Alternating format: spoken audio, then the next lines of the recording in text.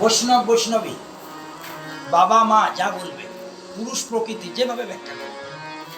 কৈলাস পর্বতে হর পার্বতী বসে আছে, তো সবসময় তো ভোলানাথ পরম বৈষ্ণব তো কৃষ্ণ স্মরণে বিষ্ণু স্মরণে ধ্যান মগ্ন থাকে, ভালো করে কথাও বলেন।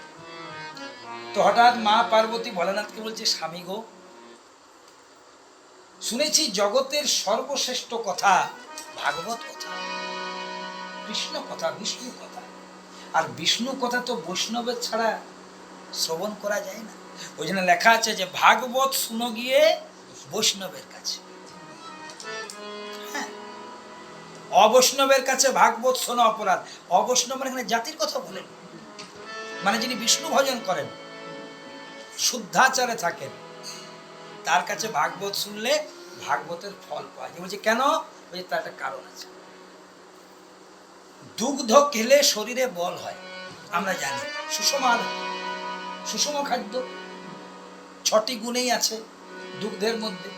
তাহলে দুগ্ধ খেলে শরীরে বল হয়, কিন্তু সেই দুগ্ধটা যদি বিড়ালে মুখ দেয়, তারপরে যদি কেউ খায়, তাহলে কি শরীরে বল হয়?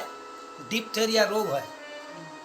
তো তেমনি আমি যার কাছে ভাগবত শ্রবণ করছি, কীর্তন শ্রবণ করছি, সে যদি শুদ্ধাচারী না হয়, তার আহার যদি শুদ্ধ না থাকে, তার পোশাক যদি শুদ্ধ না থাকে, তার বিচার যদি শুদ্ধ না থাকে, সে যদি কায় মনোবাক্যে পরিষ্কার না হয়, তাহলে তার ফল সম্পূর্ণ হয় না।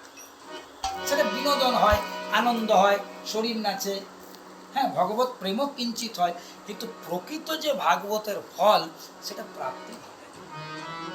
যাই হোক, কৈলাস পর্বতে হর পার্বতী বসে আছেন, ভালো করে লক্ষ্য রাখবেন। হর পার্বতী বসে আছেন, ছেড়ে দাও।